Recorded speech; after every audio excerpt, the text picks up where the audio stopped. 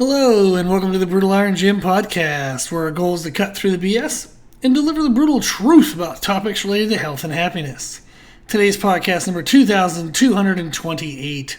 The topic is nutrition, and the title is How to Be Consistent. Recently, I did an Instagram poll where I asked the question, what do you struggle with the most?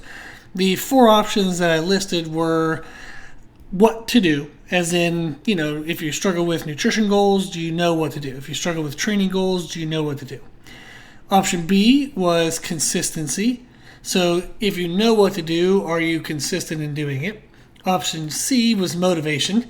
So maybe you don't even have the motivation to do it, so you're not even trying to be consistent yet. And then option D was fear of failure. This is actually very common, so I wanted to include it as an option. When I got the results, everything was selected at least once. The most common one, though, was how to be consistent. That is apparently what everyone struggles with, is they have some idea of what to do, and then can they be consistent in doing it? Now, I'm actually going to go through and make podcasts on each of these topics, but I wanted to touch base today on consistency. And one component of improving consistency is better actually understanding what to do. Sometimes people aren't as consistent as they would like to be because what they think they have to do is too much. It's too extreme, it's too extravagant, it's just too much of a departure from their normal daily habits. And often that's not the case. Often what people need to do to make just one step forward is a lot less than what they actually think. And if we were to better define that and better personalize it to each person's life habits and structure and schedule, they would find that their consistency would improve quite a bit. So in today's podcast, I want to touch on how to improve consistency with nutrition, but we're also going to talk about what do we actually have to do. And that's going to help improve our consistency as well. So the first thing we have is actually to know what matters most. This is one of the reasons why people can't be consistent, is they believe they have to avoid specific foods or they can only eat specific foods. That is absolutely not true. So when somebody gives you the advice of, in order to lose weight, you have to avoid processed foods. Bullshit. Yep. In order to lose weight, you have to eat breakfast. Bullshit. Is it good to eat breakfast? Yes. Do you have to? No. Is it good to eat only processed foods? Probably not. But do you have to avoid all processed foods? Absolutely not.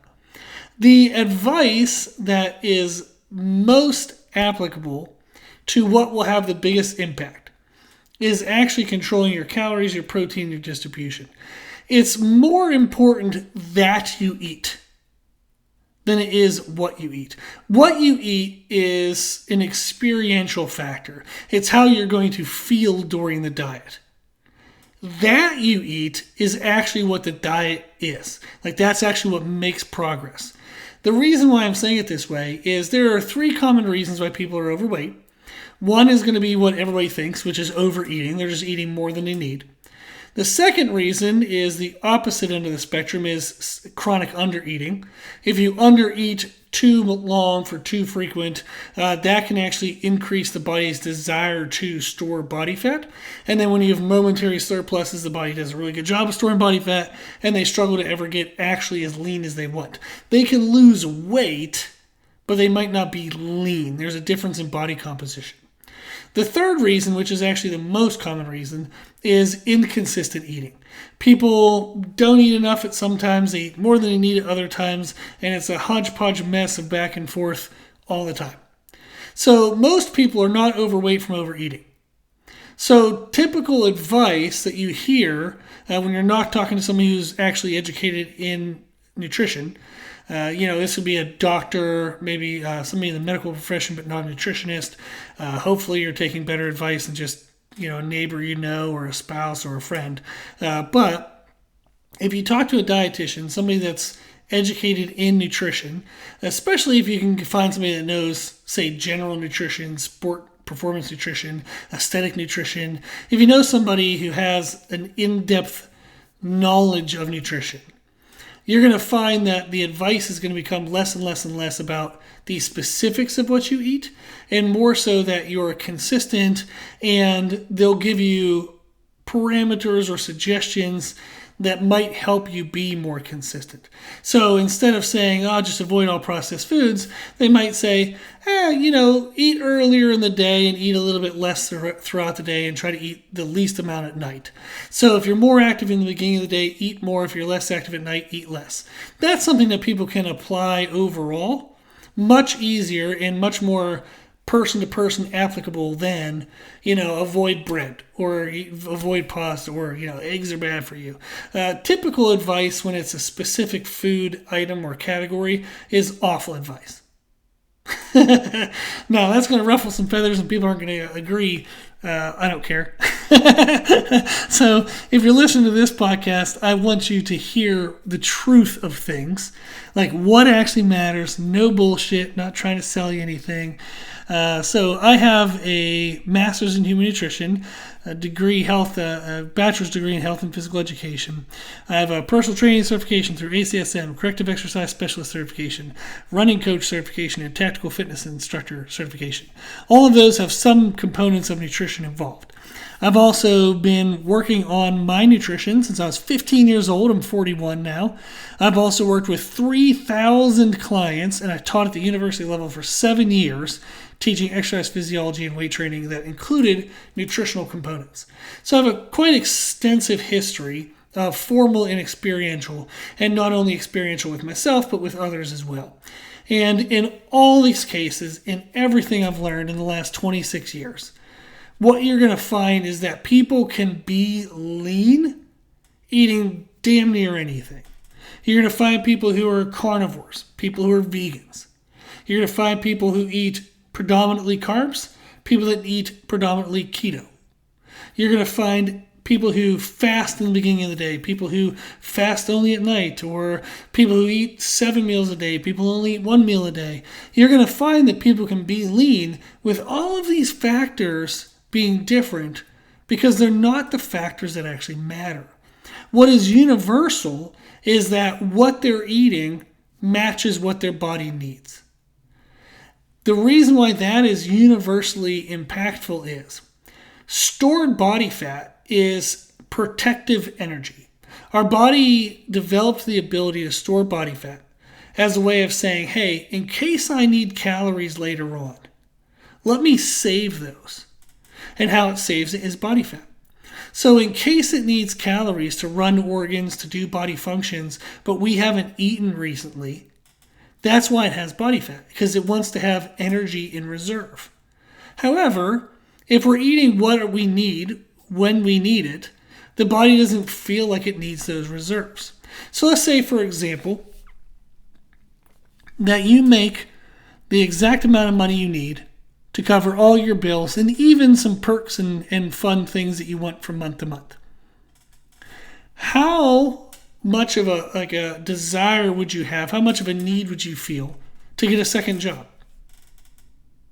It would likely be very low. You wouldn't think, why in the world would I get a second job? I have all the money I need, right? There's no need to go to an extra length of effort to create a financial reserve because you're not needing it. However, let's say you're living paycheck to paycheck and you can't cover random emergency expenses. Your car breaks down, the AC breaks down, something happens, and all of a sudden you're way short. You have to use a credit card. Now that credit card bill is growing. The interest rate is compounding. What is your desire then to get a second job? It would be pretty high.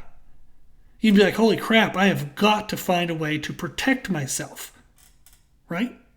So when we don't have enough money coming in, we are fearful, and then we want to store money. When our body doesn't have enough calories coming in, it's fearful, and it wants to store calories. So we want to be consistent from day to day and match what we use, and that way it reduces the body's protection mechanisms, and it'll actually want to use up the body fat that it has because it has no need to carry it around and use it to keep it alive and keep it flowing and going. So it'll let you burn it off, and it'll fight less and less and less to put it back on. So the key is, can I find a calorie amount that matches closely to what I need, to where I have enough energy to get through my day? I'm not maybe bouncing off the walls, but I have enough energy to get through the day. I have enough energy to meet the demands for the day, but there's no extra. Maybe I'll skirt a little bit under that line of what I really need to burn off a little bit of body fat, but it's just a little bit under. And then once I'm lean enough, I would want to ideally eat exactly what I need. That's our goal. So whether you fast or don't fast, whether you do carbs or no carbs, keto or carnivore or vegetarian or vegan, all of those things are totally fine. They all can work, assuming that what we eat matches what we need. That's the most important component. So, when we think of how to be consistent, if we recognize that just calories mean the most, not necessarily what I eat. As we said, people can be lean eating any foods, really. But if I can control my calories, if I can better match my intake versus my output, that'll help me get lean, and that'll then help me stay lean. So tracking calories matters the most. The second most important thing is protein. We want to make sure we have a sufficient amount of protein within the calories that we consume. It helps repair and build muscle tissue, helps build and repair a lot of structures in the body. It does a lot of good stuff for us. And then also it's satiating, meaning when we eat protein, we don't feel like we need as much carbs and fats in order to feel satisfied and full. Protein is a working nutrient. It does a lot of work in the body. Carbs and fats are more so energy nutrients. They provide energy. Those are the two, carbs and fats, that if we overconsume our energy, that leads to us possibly storing body fat. But if we severely underconsume our carbs and fats, that can lead to the body wanting to fight to find ways to protect the body fat it has and put it back on. So carbs and fats are really the two macronutrients that we need to manipulate to make sure we're matching our daily needs. And then protein, we don't need to have an excessive abundance. We just want to have what our body needs to repair muscle tissue. So the typical recommendation for protein is going to be anywhere between 25 to 33% of your total calorie intake. And that's going to be somewhere usually around 0.6 grams up to 1.2 grams per pound of lean body weight. Now, 0.6 is if a person isn't very physically active. That's probably enough protein to cover their needs. 1.2 on the other end of the spectrum would be if somebody's a bodybuilder and they're lifting weights a lot. And they're going to create a lot of muscle damage, a lot of muscle demand. And they actually want to build more and more and more muscle. So really, anywhere in those ranges, anywhere within that percentage of 25 to 33%, those are going to be kind of a good ballpark to go for when it comes to how much protein we should have. Now, how many calories do you need? There's a very quick and easy way to do that is just Google bmrcalculator.net. You'll go to a website. They have a BMR calculator. You're going to put in your age, your weight, gender. You can even put in body fat percentage. That's an option as well. It'll spit out a little chart at you, and it'll say, hey, if you're a sedentary lifestyle, this is how many calories you should aim for. If you're active 2 to 3 times a week with exercise, this is what you should aim for. If you train 5 or 6 days a week, this is what you should aim for. It'll give you a ballpark, somewhere to get near, and then that'll get you started.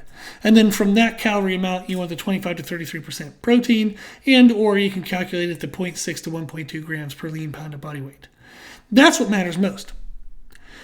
Then the third most important thing is that we are relatively consistent with our distribution per day. What this means is if I tend to eat more in the middle of the day, as long as I'm doing that most days of the week, most times, my body's going to learn that it's going to get what it needs when it needs it, and then it won't try to store body fat. If I tend to eat mostly at night, that's fine as long as I consistently do that. If I eat most during the beginning of the day, that's fine as long as I consistently do that. The difference in when you eat is more so an experiential factor.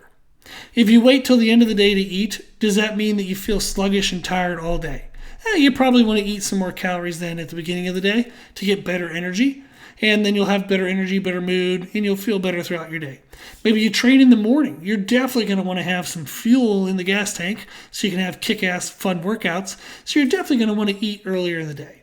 But if you have a very sedentary day, you work out after work, you maybe want to save the majority of your calories then towards the evening or towards that workout time. Typically, a good recommendation would be is if you think of the bell curve of your energy output throughout the day. When is your energy low? When is your energy high? When is it low again, right? Your calorie intake would match a similar curve. You eat less when you move less, you eat more when you move more, regardless of when more is and when less is, right? So those are the things that matter most. It's not what you eat. So now, if we were to control calories, protein, and have our distribution consistent, then it comes to, okay, well, what do I eat? One piece of advice you'll hear is eat what you like, and that way you'll be consistent. A better quote is to eat what likes you. If you eat what you like, it's going to be ice cream and pizza. But you're going to have high energy highs, but then really low crashes of energy. You also maybe will have, indigestion throughout the day. Maybe it's also just not convenient for you to have pizza in the middle of the day because you got to be quick and fast on your feet, and meals have to be easy to do. You don't want to have, something elaborate and challenging and messy and that requires a lot of work. So what we want to eat, instead of eating what you like, eat what likes you. When you eat a food, how do you feel? Do you have good energy? Do you feel heavy and bogged down? Do you get gassy and bloaty? Maybe you don't want to eat those foods. So it's better to eat foods that like you, that when you eat them, you feel good. Those are going to be the best foods to eat because you're going to have the best experience throughout the day, the best energy throughout the day, and then you'll be more likely to be consistent because you're feeling your best, you're going to live your best life. So when we think of what to eat, focus on eating what likes you. How do you feel from eating this food? If you feel good, eat it more often. If you don't feel good, eat that less often. To help with distribution, one of the tips to improve consistency is to think of time blocks. So I use this approach with clients all the time, is we divide our day into 3 sections. The first 5 hours of being awake, the second 5 hours of being awake, and then the final whatever hours of being awake. People typically sleep 6 to 8 hours a day. So that means you're going to be awake for 16 to 18 hours. So if we break that into 3 parts, it's roughly 5 to 6 hours per 1/3 of the day. If I eat 1/3 of my calories and protein in the first third of the day, 1/3 of my calories and protein in the middle third of my day, and a final third of my calories and protein in the final third of my day, that is a good place to start. Maybe that doesn't perfectly match your bell curve of activity, but if you don't know how to do the bell curve thing and that seems kind of weird and crazy, then start with these time blocks. Say, okay, per 5 hours of the day, I'm going to have 1/3 of the calories that BMRcalculator.net told me to have. I'm going to have 1/3 of the protein that Rob told me to have, between that 25 to 33% to 0.6 to 1.2 grams per pound of lean body weight. So break it into 1/3. Now, in that 5 hours, you can have those amount of calories and protein in 1 meal or 2 meals or 3 meals. It doesn't matter. The fun part, the beneficial part about using time blocks is you only have to track 1 or 2 meals at a time. In 5 hours, you're probably only going to have 1 or 2 meals. So if you know, okay, I'm going to aim for 600 calories and 30 grams of protein per 5 hours. Well, okay. In these last 5 hours, did I get that in my 1 meal, or maybe I had a breakfast and a small morning snack? Did I get 600 calories? Did I get 30 grams of protein? If I did, done. I don't have to pay attention anymore for the rest of my life what I had for breakfast and mid-morning snack. Done. Sometimes what people struggle with consistency-wise in nutrition is tracking their foods every day.